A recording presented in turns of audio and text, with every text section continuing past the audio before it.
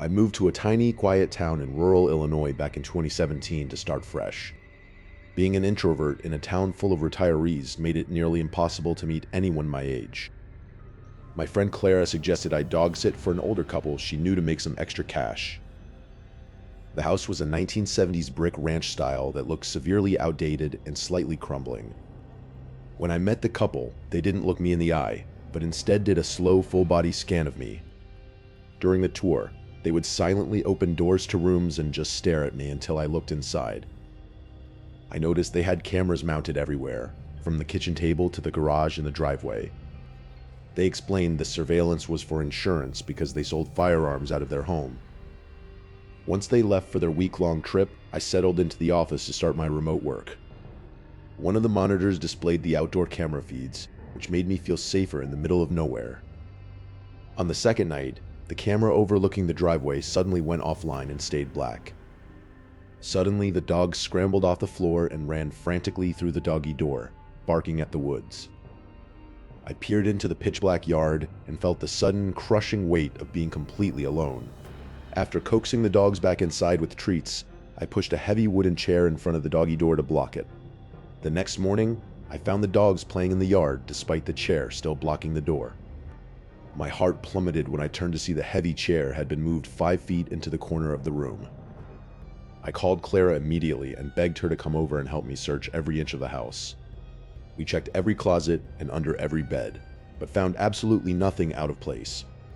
After Clara left, I tried to focus on work, but the silence of the house felt like it was listening to me. Around midnight, I glanced at the security monitor and saw that every single camera had gone offline. I texted the homeowners about the outage, but hours passed without a single word of response. The dogs suddenly erupted into a violent barking fit again, their claws scratching against the floorboards. I grabbed a kitchen knife and crept toward the back door, my knuckles white against the handle. A loud, heavy thump echoed from the far side of the house near the garage entrance. I slid the chair back in front of the doggy door and took a photo of it to prove to myself it was there. I felt a shift in the air, a subtle break in the silence that suggested I wasn't alone in the room. "Who's there?" I whispered into the void, but only the sound of my own breathing answered. At 2 a.m., a text finally arrived from the wife saying, "Don't worry about the cameras, you're safe." I hadn't even mentioned my safety to her, so how did she know I was afraid? Another text popped up, "Can you please check if I left the garage door open to the inside?" I ignored it until she sent a third message, "I see you're up. Can you please go in and check?" Reluctantly, I unlocked the back room door and reached my arm in to feel for the light switch. My phone notification lit up the doorway, revealing the pale outline of a human arm pressed against the wall. I slammed the door shut, locked it, and bolted for the front of the house with my keys in hand. I fumbled with the front door lock, my breath coming in short, ragged gasps as the garage door began to grind open. My headlights hit the open garage, revealing a grown man in a jacket squatting behind a box in the corner. I floored the car in reverse and didn't stop until I saw the bright lights of the police station. After the police cleared the house, a final text came from the wife. "Plans changed, we'll be home soon, you can leave." As I drove away from their rural road, I saw a car with no headlights pull into their driveway right behind me.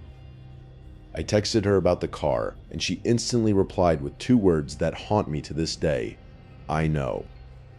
My name is Sarah, and I work as a bartender at a popular restaurant in the suburbs of Baltimore. The layout is unique because we have no waiters, so customers have to order everything directly from us at the counter. I actually prefer the fast-paced nature of it, because the shift flies by when I'm constantly meeting new people. This particular night was a weekend, meaning the bar was packed with a rowdy college crowd. One group was ordering round after round of tequila shots, making it hard to keep the salt and lime stocked. In the middle of the chaos, I noticed an elderly couple walk in and take a seat in the far corner booth. I thought it was a bit strange for people of their age to choose such a loud, vibrating environment. I didn't have much time to dwell on it though, as a customer started reciting a pickup line I'd heard 3 times already. About an hour later, I looked back at that corner booth and realized they hadn't moved an inch. They hadn't ordered any food, and there weren't even any water glasses on their table. They weren't even looking at each other. They were both staring intently at the blank wall beside them. My hands kept pouring gin and tonics through muscle memory, but my mind was completely stuck on them. I figured maybe they didn't understand that we don't have table service and were waiting for someone to come over. I decided to take a break from the rush to check on them and offer some assistance. As I got closer, I noticed that neither of them acknowledged my presence or even flinched. I cleared my throat loudly and asked if they wanted to see a menu or order a drink. The woman didn't move at all, but the man slowly began to turn his head toward me in a mechanical fashion. His skin was incredibly pale and wrinkled, and his eyes seemed to be sunken deep into his skull. He didn't say a single word. He just stared at me for several seconds before shaking his head once, firmly. My stomach twisted into a knot, and I muttered a quick apology before retreating to the safety of the bar. I couldn't shake the feeling that those people didn't even belong in this century, let alone this building. For the next hour, I intentionally avoided looking in the direction of that corner booth. Eventually, the impulse became too strong, and I glanced over one more time only to nearly drop the glass I was holding. Both of them were now staring directly at me, their bodies still angled toward the wall but their heads turned my way. I made direct eye contact with the woman, but she didn't blink or avert her gaze for even a second. I quickly looked away and pretended to be busy with the register, my heart hammering against my ribs.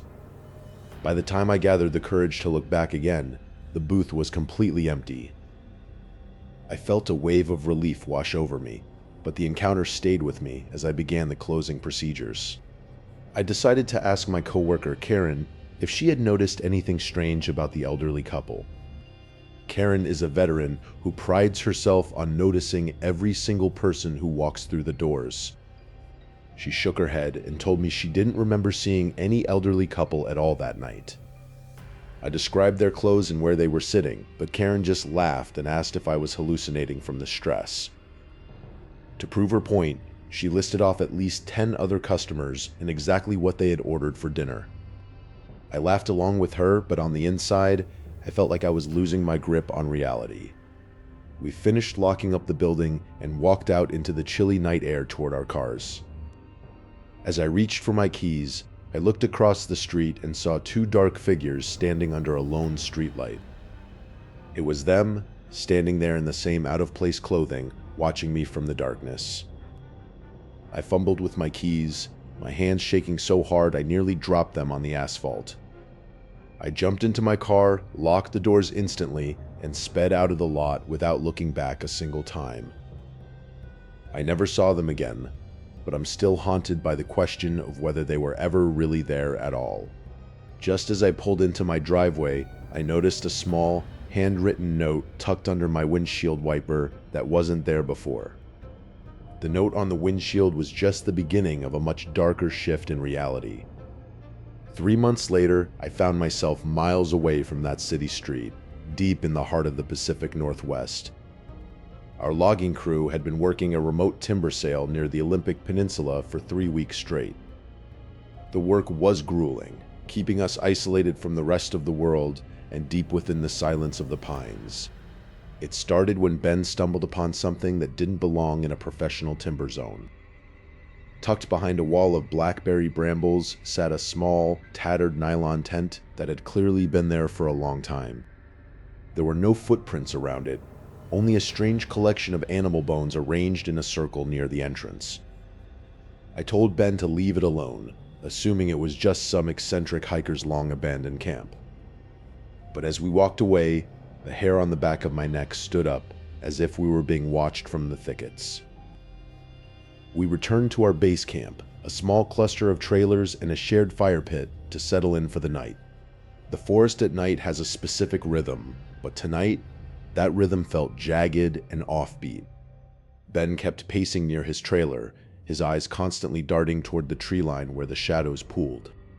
He claimed he heard a low, clicking sound coming from the darkness every time the wind died down. I laughed it off as nerves, telling him the mountain air was playing tricks on his ears. By midnight, the fire had burned down to glowing embers, and we retreated to our separate trailers. The trailer felt smaller than usual, the thin metal walls offering very little comfort against the vast wilderness outside. I was jolted awake at 2 a.m. by a sound that didn't belong to any animal I knew. It was the sound of a heavy metal object being dragged slowly across the gravel right outside my door. Screeching metal on stone echoed through the small space, vibrating in my very teeth. I grabbed my heavy-duty flashlight and moved toward the window, my heart hammering against my ribs. When I peered through the glass, I saw two tall, rail-thin figures standing in the center of the camp. They were covered in what looked like dried mud and forest debris, making them blend almost perfectly with the woods. One of them was holding a rusted logging chain, the source of the terrible dragging sound. Suddenly, Ben's trailer door burst open as he stepped out, shouting at the intruders to get off our site. The men didn't run. Instead, they charged with a speed that was predatory and unnatural. I watched in horror as the one with the chain swung it with brutal force, catching Ben across the shoulder. I didn't think. I grabbed my felling axe from the corner and threw open my door, screaming at the top of my lungs. The second man turned toward me, revealing a face hidden behind a mask made of stitched-together leather. He lunged at me with a jagged piece of sharpened rebar, missing my throat by mere inches. I swung my axe into his side, but he didn't even scream. He just grunted and kept coming. Ben was on the ground, struggling against the other man who was trying to wrap the chain around his neck. I kicked my attacker back and sprinted toward Ben, tackling the man with the chain with all my weight. We tumbled into the cold mud, a frantic mess of limbs and striking metal. These men didn't feel human. They felt like something grown out of the rot of the forest floor. Ben managed to scramble to his feet and grabbed a heavy wrench from the equipment locker, joining the fray. Seeing they were now outnumbered and facing two armed men, the attackers suddenly pulled back into the tree line. They didn't run in a panic. They simply vanished into the shadows as if the forest itself had swallowed them whole. Ben and I stood back to back, our breathing the only sound in the sudden oppressive silence. That's when I heard it, not from the woods, but from inside my own trailer. A third set of heavy rhythmic footsteps began to walk across the thin metal floorboards of my home. We were never alone, and the trap was far larger than we could have ever imagined. As the shadow in the doorway grew taller, I realized the attackers outside were just the distraction for what was already inside. I stood frozen as the shadow in the doorway grew taller, realizing the attackers outside were just a distraction. The memory of that night at the lake house still makes my skin crawl with a feeling of absolute vulnerability. It was last summer, and I was staying at my friend James's massive family estate by the water. We were having a few quiet drinks on the dock when a strange light caught my eye from across the lake. A tiny, rhythmic flash was blinking out from one of the darkened vacation homes on the distant shore. James leaned forward, his face illuminated by the flickering reflection on the water's surface. The light wasn't just random, it was pulsing in a very specific, deliberate sequence. James snapped his fingers and whispered that it was Morse code for SOS. I pulled out my phone to verify the pattern, feeling a knot of unease form in my stomach. The 3 short, 3 long, and 3 short flashes were undeniably a cry for help. We debated calling the police, but the fear of our own legal troubles made us hesitate. Fueled by a mix of adrenaline and misplaced bravery, we decided to investigate the signal ourselves. James went into the house and returned with a pair of sharp switchblades for protection. I gripped the cold metal handle, feeling the weight of the situation settle over me. We dragged a 2-person kayak into the water, trying to be as quiet as possible. The sound of the paddles hitting the water seemed deafening in the absolute silence of the lake. As we drifted further from the safety of the lights, the darkness felt like it was closing in around us. The target house grew larger, a massive, rotting silhouette looming over the water. We noticed the dock was half sunken, the wooden planks disappearing into the murky depths. We beached the kayak on the muddy bank and stepped out onto the damp grass. Every snap of a twig under our feet sounded like a gunshot in the still night air. The SOS light had stopped flashing, leaving the house in a terrifying heavy silence. James whispered that we should leave, but I felt a strange, morbid compulsion to see what was inside. We avoided the front door and crept around the side, searching for an unlocked entry point. To my surprise, one of the basement windows yielded with a soft, rusted groan. We slipped inside, the air smelling of stagnant water and old, forgotten dust. The house wasn't just empty, it was completely stripped down to the bare floorboards. There were no signs of life, no trash, and no indication that anyone had lived here for years. We found the staircase, the wooden steps creaking ominously under our weight as we ascended. I led the way toward the room where the light had been flashing, my heart thumping against my ribs. I pressed my ear against the wood of the final door, listening for any sound of breathing or movement.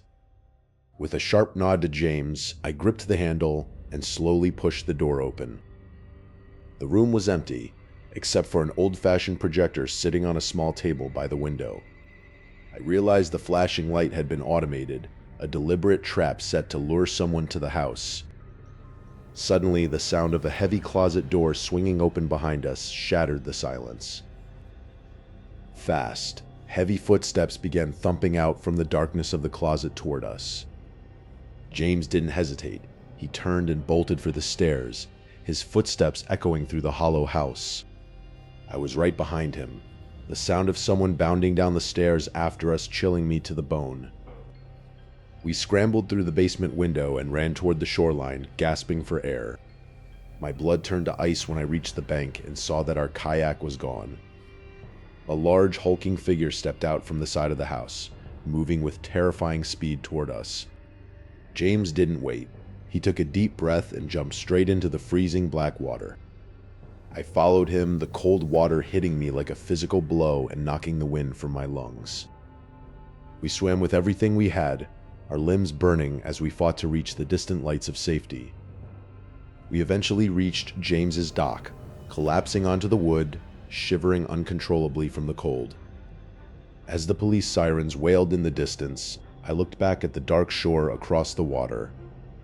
The flashing SOS light had started again, but this time I could see two distinct silhouettes standing in the window watching us. It was 3 o'clock on a Tuesday morning when the muffled thumping of bass first started vibrating through my bedroom wall.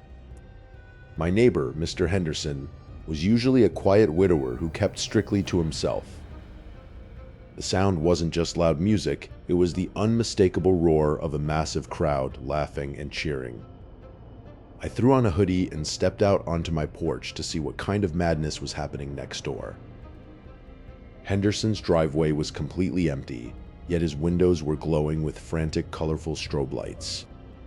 I noticed that the lawn was overgrown with weeds that hadn't been trimmed in weeks. Walking across the damp grass, I approached the side window where the music seemed loudest. Something about the audio began to feel mechanical and unnaturally repetitive. I heard a woman's distinctive high-pitched laugh, followed exactly 3 seconds later by the sound of a glass breaking. The sequence happened again, perfectly identical to the first time I heard it. It wasn't a party, it was a recording being played at maximum volume. I found the back door slightly ajar, the wood splintered as if it had been forced open recently. I called out Henderson's name, but my voice was immediately swallowed by the synthetic roar of the crowd. The kitchen was a disaster zone, with rotted food sitting on the counters and a thick layer of dust everywhere. The air smelled of metallic ozone and something sickly sweet like decaying fruit. I followed the sound of the party into the living room, where a high-end stereo system sat in the center of the floor. There was no furniture in the room, only massive speakers and a laptop glowing with a media player loop. Why would anyone set up a fake party in an empty, decaying house? A low, rhythmic, vibrating sound began to rise from beneath the floorboards, separate from the music. I realized the noise was coming from the basement, and it sounded like heavy machinery. The door handle was cold, and a strange humming heat radiated from the gap in the frame. As I pulled the door open, a blast of hot, sterile air hit me square in the face. I descended the wooden stairs, which had been reinforced with heavy steel plates. The basement had been converted into a high-tech laboratory, filled with rows of servers and strange humming vats. Inside one of the vats, a pale gelatinous shape was slowly pulsing in rhythm with the machines. I saw Henderson's glasses sitting on a nearby desk, cracked and covered in a dark, sticky substance. I needed to get out of there, but the sound of the party upstairs suddenly cut to dead silence. The sudden quiet was more deafening than the music had ever been. From the top of the stairs, I heard the heavy, deliberate click of the basement door being locked from the outside. Then came a voice, projected through the lab's intercom system, cold and entirely devoid of emotion. "You shouldn't have come inside, neighbor. The simulation required total isolation." I ran to the stairs and slammed my shoulder against the door, but it was like hitting a brick wall. I turned back to the lab and noticed that the vats were beginning to drain, the liquid bubbling away. The mass inside the central tank twitched, and a human hand pressed against the glass from the inside. I screamed for help, knowing the nearest neighbor was half a mile away and the house was soundproofed. A hidden monitor on the wall flickered to life, showing a live feed of my own front porch. I watched as a figure wearing my exact hoodie and clothes walked up to my front door and let themselves in. The intercom crackled one last time, the voice sounding almost amused now. "Thank you for providing the final biological template we needed for the replacement." As the glass tank shattered and the creature began to slide out, I realized the party music had started playing again, louder than ever.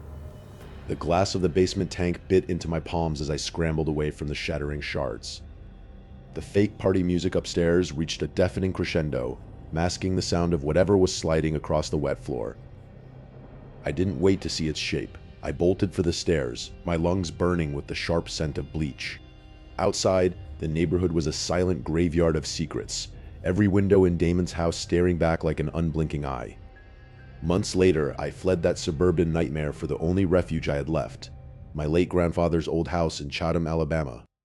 The property spanned 10 acres of dense woods, where the air always felt 10 degrees colder than the town center.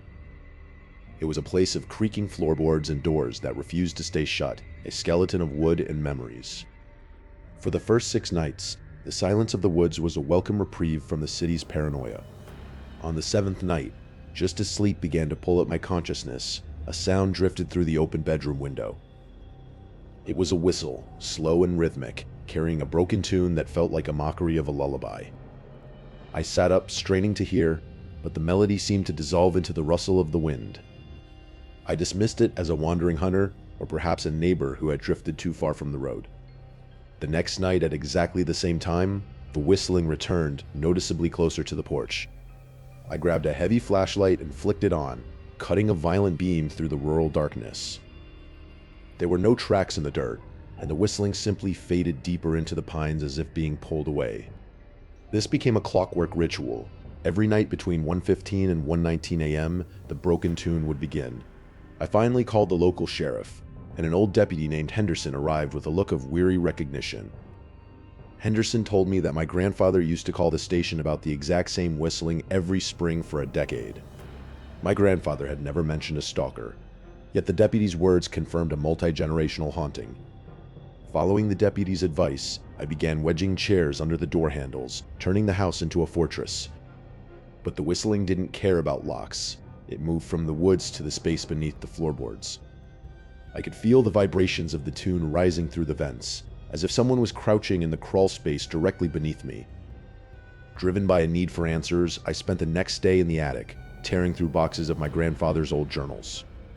His handwriting became more erratic in the final entries, describing a man in black who only appeared when he was alone. I decided I would not be a victim, so I sat on the couch that night with a shotgun across my lap. At exactly 1:17 a.m., the whistling started, but it didn't come from the woods or the crawl space. The tune was echoing from the hallway inside the house, moving step by rhythmic step toward the living room. I screamed into the darkness, demanding to know who was there, but the whistling simply cut off into a suffocating silence. I flicked the hallway switch, but the light revealed nothing but empty floorboards and a lingering chill. 2 nights of agonizing silence followed, a deceptive peace that only made my nerves more frayed. On the 3rd night, the whistling was replaced by a slow, deliberate knocking on the back door. I retreated to the bedroom, clutching the shotgun as the sound of footsteps began to creak through the hallway once more. Suddenly, the hallway light I had left on flickered and died, plunging the house into absolute darkness. In the gloom, a silhouette materialized at the end of the hall. A person in all black with a face as pale as bone. I raised the shotgun and screamed for them to stop, my voice cracking under the weight of my terror. The figure didn't speak, it simply turned with a fluid, unnatural grace and darted toward the front door. I chased them onto the porch and fired a shot into the black heart of the woods, the blast deafening me.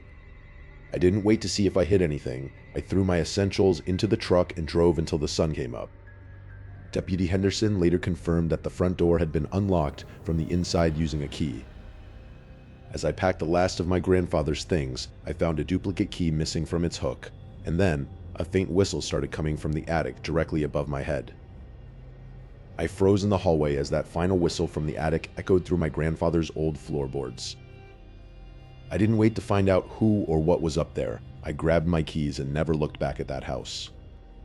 2 weeks later, I had settled into a modern, high-rise apartment in the city to escape the memories of the woods.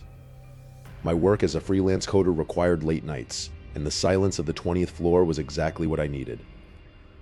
Around 2:45 a.m., I finished my last module and stretched my aching back. The city below was a distant hum of traffic and neon lights.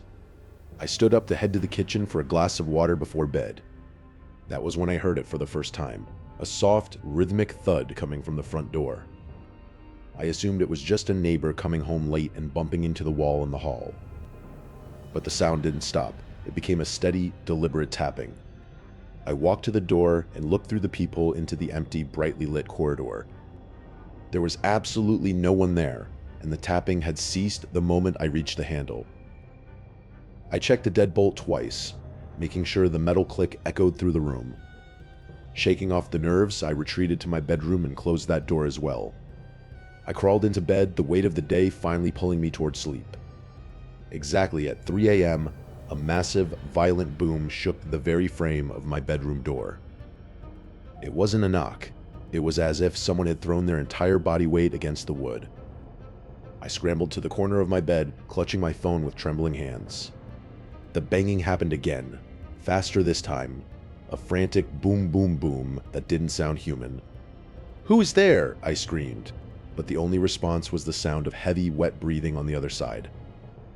I realized with a jolt of horror that my front door had been locked and there were no windows in the living room. Whoever was banging on my bedroom door was already inside the apartment with me. A pair of long, pale fingers slid through the narrow space at the bottom of the door. I dialed 911, my voice cracking as I told the operator there was an intruder in my home. The banging stopped instantly as the operator's voice filled the room through the speaker. I heard the sound of slow, heavy footsteps walking away from the door and into the living room. Then the sound of the balcony's sliding door, opening and closing, reached my ears. The police arrived within 10 minutes, their sirens reflecting off the glass buildings outside. I didn't move until I heard them shouting from the other side of the apartment. When they cleared the living room, they found the front door still double-locked from the inside. The balcony door was also locked, and we were 20 stories up with no fire escape. One of the officers noticed something on the carpet just outside my bedroom door. It was a pool of stagnant, muddy water, smelling of rot and ancient woods. I looked at the bedroom door and saw the deep, splintered gouges where the banging had occurred. The police had no explanation, and the security cameras in the hallway showed no one entering or leaving my unit. I moved out the very next day, leaving most of my furniture behind. I realized then that some things don't just stay in the woods, they follow the scent of your fear. My grandfather's house was a beginning, but the entity had proven that no height or lock could keep it out. I live in a crowded hostel now, surrounded by people at all hours, finding safety in numbers. The shadows may still linger, but I have finally learned how to live in the light.